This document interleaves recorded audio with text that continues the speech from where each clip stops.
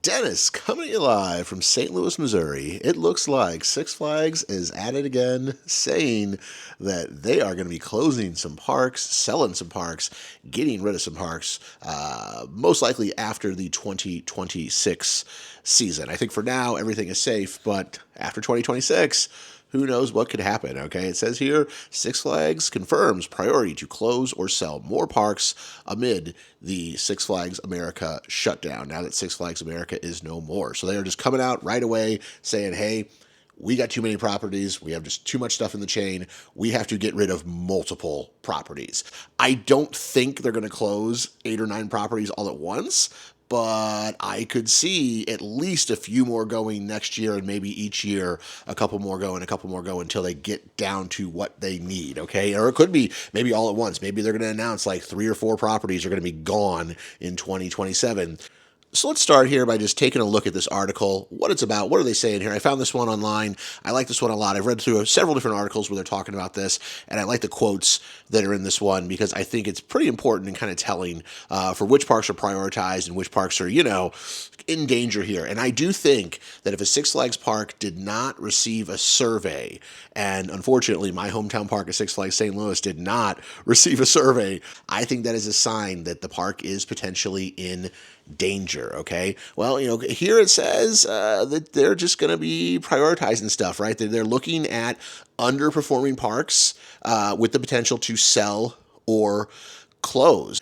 All right, here it looks like we have Brian Witherow. I don't know if I'm saying his name right. Executive VP and CFO of the chain. He says, that they're not going to break out numbers and get into that right now, but they're looking at underperforming parks and that this industry is built around attendance, okay? So I think that's going to be really big in their decision-making process here. What parks have attendance and what parks don't have attendance, okay? He also put on here, I think we have a pretty good idea of which are low-hanging fruit when it comes to kind of core versus non-core. I don't know if I like the sound of that because it makes it sound to me like things are already kind of made up, decisions have already been made. He goes on to say here, as we roll into 2026, they're going to be seeing how parks perform, and there may need to be a pivot at a park that they consider core right now might not be in the future. If it's not making the return they need, they may need to shift away from that, okay? That's interesting because that means that, some of these parks that people consider to be very safe might not be as safe as they think that they are, okay? He says here, though, they're definitely going to prioritize, certain parks over other parks, and they're going to sell off and monetize parks if they're not contributing to a great deal of growth, okay? Which that could also be kind of worrisome there, right? What is a great deal of growth, right? How do they define that? How do they make that decision? I don't know. So what I did here, guys, is I did a little research. I watched vlogs for a bunch of different parks. I've been kind of reading up on this. I have been looking at other sort of talking heads like myself on the internet and kind of seeing their opinions of it and just kind of combining stuff together. I also plugged a lot of information into AI like Gemini and ChatGPT and just kind of kept asking it questions and seeing what kind of answers it came back with me on, like, not saying this thing is written by AI, it's not, but I definitely used that as a resource in that because I think AI can be a good resource as long as you're paying attention to what it's telling you and then you're kind of checking on the AI, which is what I did here. I think by asking it questions over and over again, it kind of sees, is it consistent? Does it know what it's talking about? I came up with my parks that I think are in danger. The list of parks that I have here that I think are the ones that are in danger. They could sell, they could close, and yes, Six Flags St. Louis is on this list. Okay, so the number one park that I have on this list is Six Flags Frontier City out in Oklahoma.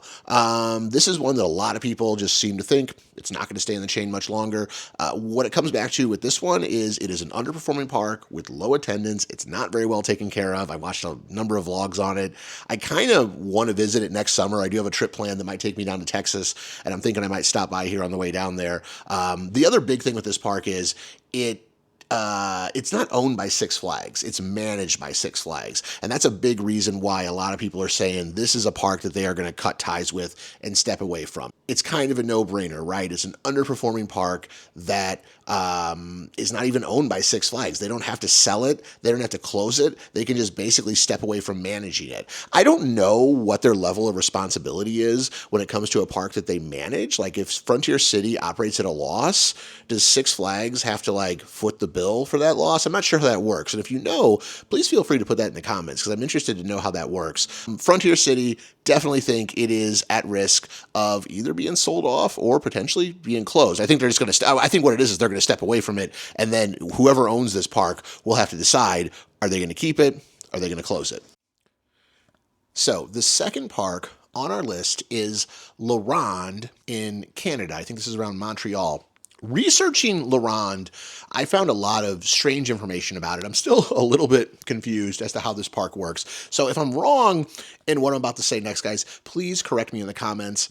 That's how I learn, like as much as I'm trying to educate people on this stuff, I also feel like you guys help me out a lot by commenting and educating me on stuff at times. But what I gathered with Ronde is similar to Frontier City. This is not a park that is directly owned by Six Flags.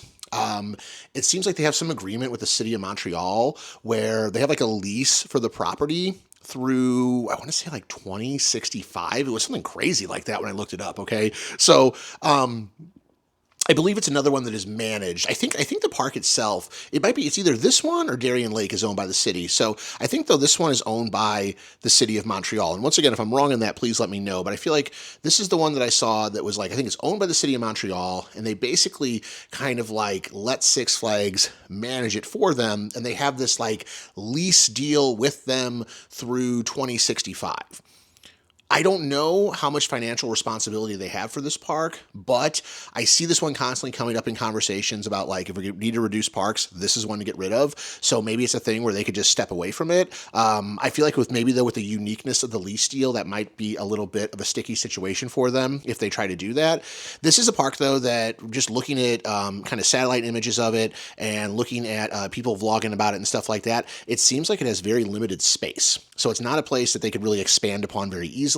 I also noticed, like I watched a bunch of vlogs for this park, and I just saw consistently the customer service was an issue with this park. A lot of people seem to have problems with the ride ops. They just are very slow. It just seems like a lot of people are kind of saying like there's almost like more of a European attitude towards customer service. So like in the US, the expectation is, you go into a place and the employees are going to be as friendly to you as possible, right? They're there they're there for you basically. A lot of the rest of the world, it's like, if you have a job, it's just a job, right? It's not necessarily, customer service isn't necessarily a part of it, which is fine. I have no problem with that. Actually, I kind of respect that attitude of like, yeah, it's just your job, right? I get it. But a lot of people say at times they feel like when they go to Ronde, like the service is kind of rude there because it's like the whole French Canadian side of things. I don't know. Once again, I'm not speaking from experience. I've not been to this park, so maybe this is not true, but I just noticed a lot of vloggers. Like I watched like 4 or 5 vlogs on Ronde from different people, and I kept noticing that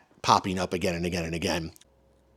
The third park on my list, originally, this was not the third park that I had here. Originally, I had Michigan's Adventure here, and then after kind of reading some stuff about Michigan's Adventure and kind of, I don't know what intentions seem to be with Michigan's Adventure, I pushed it down a ways, and I put another park here that I just really not thought a lot about because I kind of forgot that it existed, and that is Valley Fair. Valley Fair, a park that I believe is located like up in Minnesota. Once again, we have another park kind of off the beaten path here. I watched a bunch of vlogs looking at the ride lineup of this place, and aside from the fact that they have kind of a cool looking GCI, they have a hyper here that I think this is the park that has like the clone of Mamba, okay? Or it has a coaster that looks a lot like Mamba. It looks just like Mamba from what I saw watching the vlogs and then watching a few POVs. I'm pretty sure it's basically the same ride, but they just don't have the best lineup here. It's not that big of a park. I think it doesn't get the best attendance, and I kept noticing it was on a lot of people's lists of parks that could close in the chain. And when I started kind of looking into it, it looks like, yeah, this could be one that like I don't think. First of all, I don't think any of the parks I've mentioned so far will straight up close. I think they will all sell. I only think the only two things in the chain that I really think are going to close is the one they've already closed, which is Six Flags America, and then also the one that out in California, which they intend to close. And they've already announced they're going to close it and sell the land, but that's not till 2028. Okay. But yeah, Valley Fair, that's the third one that I have on my list. I think it is one that they could easily sell. All right, number 4 on the list, California's Great Adventure. This one is no surprise. It has been announced that I believe in the 2028 season it will be no more. It has a lease where it is at that expires at the end of 2027. I think that's what my research showed here. That's what I wrote down at least. Also, another park I've never been to. Haven't been to Michigan's Adventure. Haven't been to this one. Watched a lot of video of it. California's Great Adventure looks like a really cool park. I actually, thinking about it, I'm kind of like, maybe I should try to do a road trip out to California in 2027 to visit this one. There's also another California park that I have on my list here, and maybe just check it out before it goes. So yeah, this is one though. I put it at 4 instead of higher on the list because it's still going to be open through 2026 and 2027. And my thoughts are, well, if they're leaving it open, but they know they're closing it in 2028, I guess they're losing money on it, and but they have to keep it open through 2027. Which means that other parks will need to go in the meantime to kind of make up for that loss if they're losing money on it. I know the California market is difficult in general just because higher cost of living, higher taxes there. I mean, it's just, and there's lots of entertainment in California. So it's like people don't have to prioritize going to an amusement park. They could, go to some of the other great things that are around that state. They have a lot of great outdoor areas. You got the beach. You got just lots of other things to do in that California area. So yeah, I don't think this one, it's going to last long. I mean, they've said it's not going to last long. It's not, I don't think it's going to last long. It's not going to be there, as it will go eventually because they've already said as much. All right, so now I think we get into parks that are still in danger, but not as much danger. So at number 5 here, I have Six Flags Darien Lake. Now, the thing with this one, similar to Frontier City, is it's not owned by Six Flags. This is yet another park that is managed by them. If they're not making money off of it, once again, it just makes sense that they would step away from it, okay? They haven't had a major investment in 7 years, but they do have some good roller coasters at Darien Lake. This is a place that I intend to visit next summer because I'm going to do a trip to Canada's Wonderland next summer, and Darien Lake is along the way. Also, this park now has the only ride of steel left since America is closed, and I guess that ride could be relocated to another park, but it probably won't be. It'll probably be scrapped and torn down, unfortunately. So another good reason to visit Darien Lake. Another thing with Darien Lake is they have a wooden roller coaster there that got the full Titan Track treatment on it, or mostly the full Titan Track treatment on it, and people have talked about how much better it is, which gives me encouragement for the boss when they finish doing Titan Track on it as well. But yeah, Darien Lake, I have it number 5 as an at-risk park.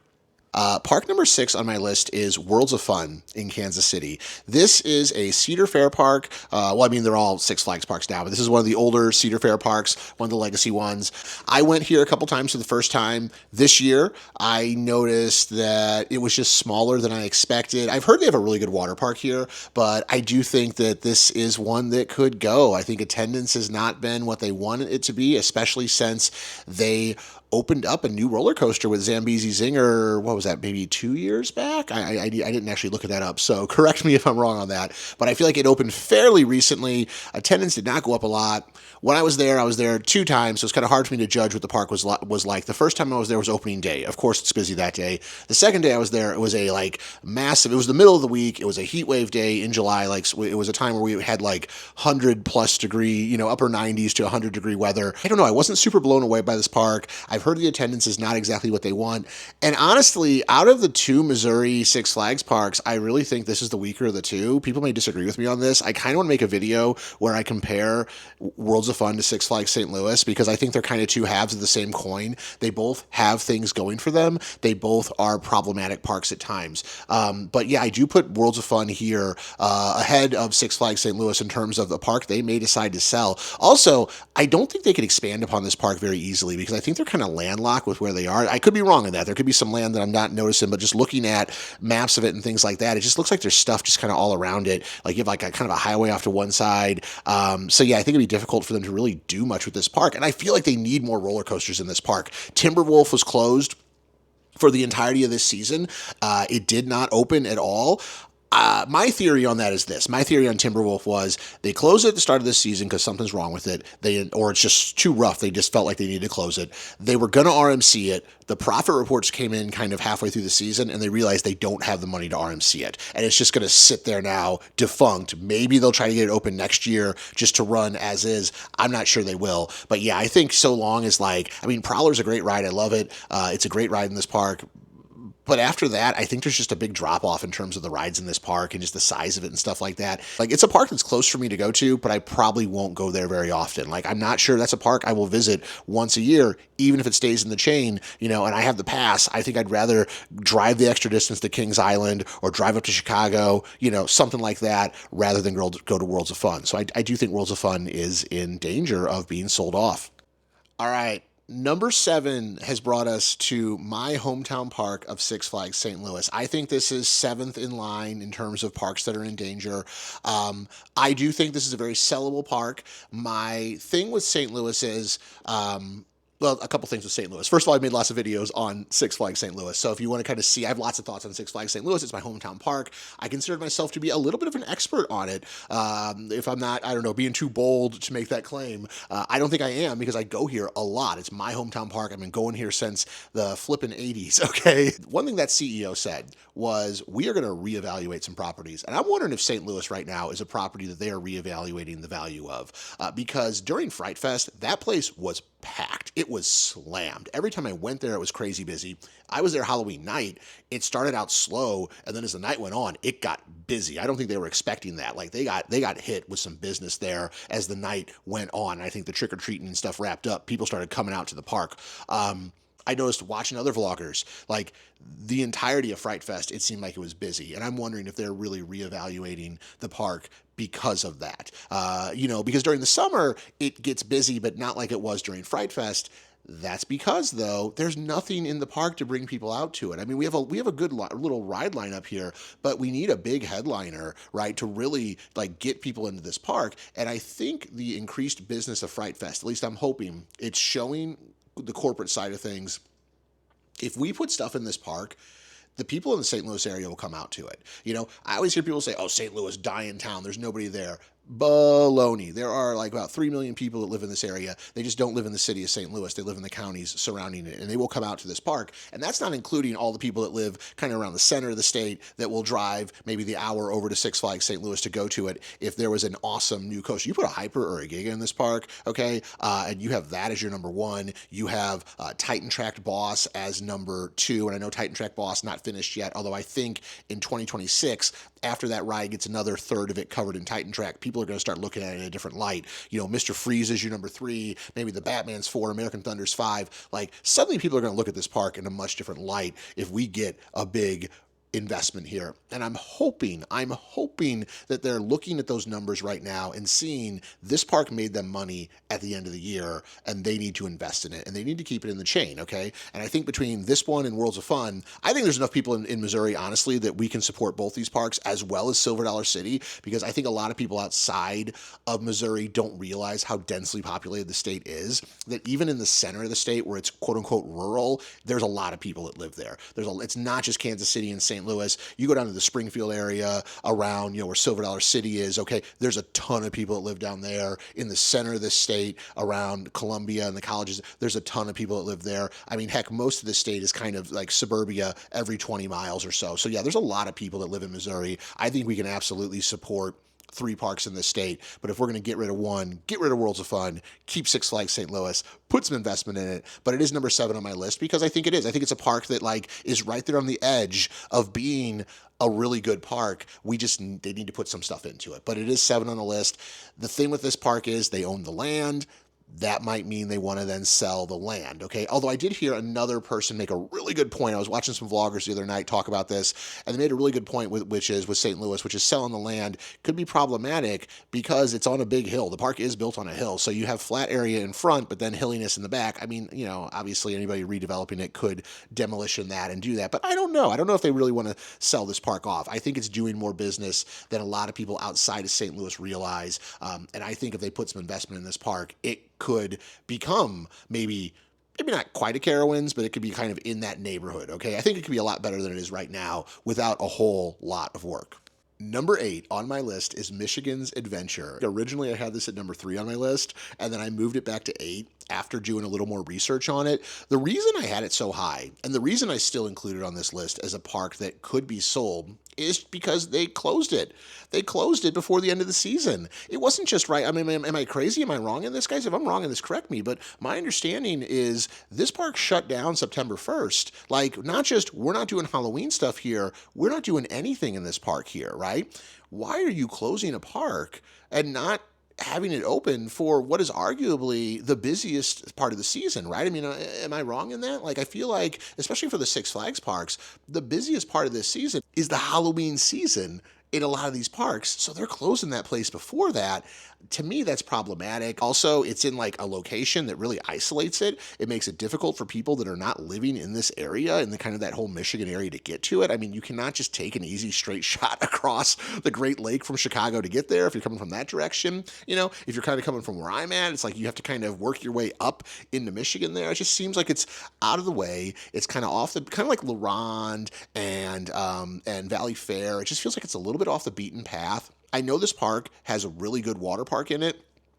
And watching vlogs of the park, it looks like a beautiful park. The other struggle this park has is it needs more rides. It needs more coasters. It needs more flat rides. Like a lot of people were commenting on, I made a video talking about like what flat rides from America could go, from Six Flags America, could go to other parks, and saying like ones I went in St. Louis. And a lot of people were saying, oh, these rides are all going to go to Michigan's Adventure because they just need the rides in that park. So that's great, that's fine, but you know, I don't know. The park needs to do some more business then, because if they're closing it before like the Halloween season, that's really that's not good, right? To me, and that's why originally I had it at number 3. I'm like, why are you closing a park that early? You must be hemorrhaging money if you're closing at that point. But then thinking about it, like that's also the point where the water park closes. And if the water park is like the big thing that brings people into this park, not the amusement park side of it, it's like, okay, I kind of could get like maybe why they closed the place early.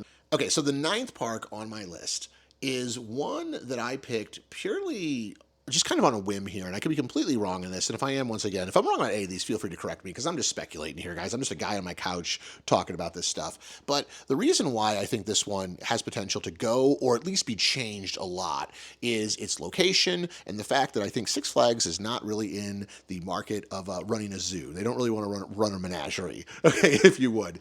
So the park is Discovery Kingdom out in California. You know, 2 big reasons for it. I do think I have heard this is a park that gets pretty good attendance and does pretty well in terms of money and stuff. But the issue with this park is California, first of all, just an expensive state to operate a park in. You know, people have a lot of stuff to do, kind of similar to the other one that I mentioned. People have a lot of stuff to do in this state. If you don't have something that is the biggest and the best, people just probably won't go to it there. But then the other side of it is the animals and the cost to maintain all of the things that go with that, right? You're not just running an amusement park, you're also running a zoo at the same time. So you have to have extra employees to handle all of that stuff, okay? And that means extra cost. And to me, that means this park could go, or could just be changed. They may want to move away from the whole animal side of it, unless that's a gimmick that's really bringing people in, okay? I didn't do a ton of research in terms of numbers and stuff like that on this one. I'm just basing this on a whim here, saying, you know, and I've heard a few other people talk about it as well, but I'm really just basing on it. I'm basing this on the fact that I just don't think this is a company that wants to have a zoo, okay? And this is kind of a zoo, okay? So yeah, I think it could go. I think they could sell it, or maybe just change it, right? Maybe get rid of the animals, you know, give them to a zoo, sell them to a zoo, whatever you do with that kind of stuff, and maybe focus more on the amusement park side of things.